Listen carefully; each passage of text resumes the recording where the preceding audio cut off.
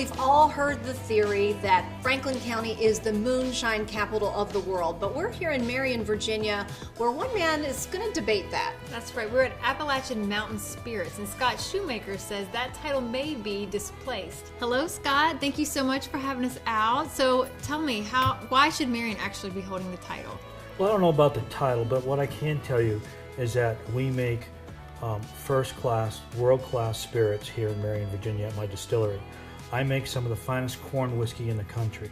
It is a national award winner, and even the guys from Franklin County buy my product. Oh, I love it. So you say corn whiskey, we're talking moonshine, right? Moonshine. Traditionally and historically, corn whiskey was the spirit that started in the mountains of Appalachia because that was the product or the raw materials that they had. That product, made illegally, was known as moonshine.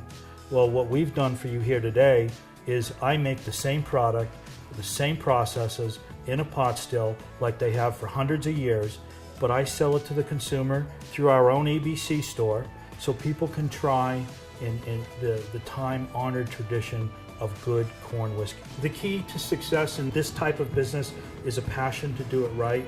I do this to honor the people and the heritage of Appalachia.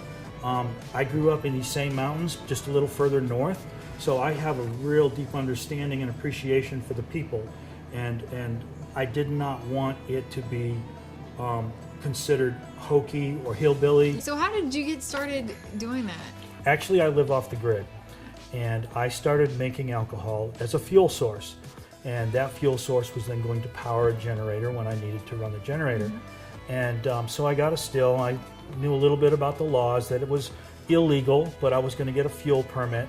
When it got time to put the product in the generator, I asked for some advice, and the gentleman that I had been making all these samples for told me that, boy, you ain't been making this to burn, you've been making it to drink.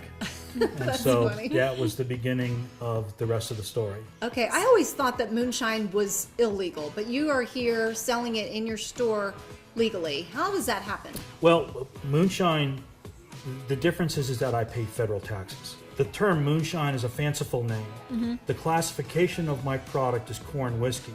Corn whiskey is the only product in the United States that can be clear and have the word whiskey on it. So we make a traditional corn whiskey.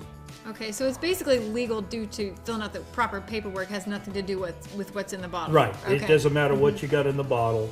Anything distilled illegally with taxes not paid can be called moonshine. You are literally in a government store.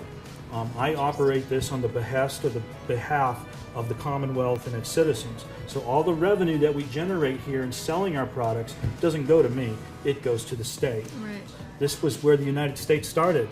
This product paid the first taxes to pay our Continental Congress and our Continental soldiers. So there is a history here that goes way back. Should we taste some of Yeah, this I'd like to history? take I'd love it. to, All love to right. try some of it. Most moonshiners would sell their product at about 100 proof. This is our Shiner's Gold 101. If you were to buy an illegal spirit, this is most likely what you would get if you were to get a good corn whiskey. Okay. Cheers, all right. cheers, Cheers. cheers to history. Here's the history.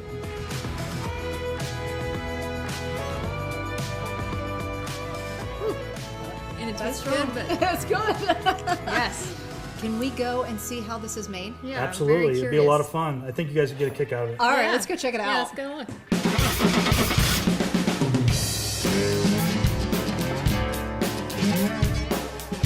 This is where all of it's made, right? This is where the magic happens. Okay, and we start with corn. Yes, we take this finely ground corn, about 200 pounds of it or so, into this mash tun. This is a jacketed tun. We use this to cook the corn to get up to the right temperature, and then add our malt and other ingredients of the whiskey that we're going to make that day. Once we finish cooking the corn, that mash is done. We then pump it into one of these 3 tanks. These are the fermenters. This is where the biology and the science of making alcohol happens. The yeast feed on the sugar, they leave behind the alcohol and give off carbon dioxide. We then will pump this liquid into our still. This is our pot still. It's 200 gallons, and we take that liquid that we've now fermented and we put it in the still.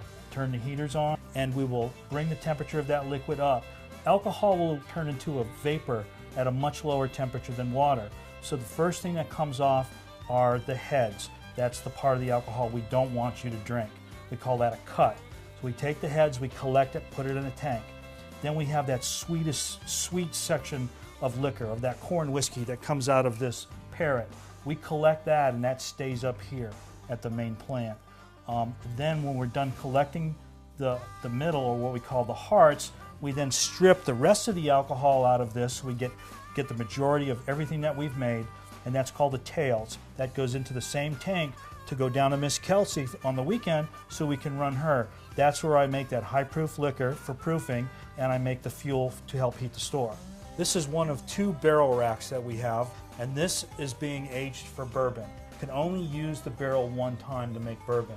They're charred inside, so this whiskey is now dissolving those flavor profiles that's in that wood to give a nice sweet, the caramel, the color of a good bourbon, or a great bourbon in our case. How long in these barrels? 2 years. Really? Yep, our first release out of these barrels will be this summer.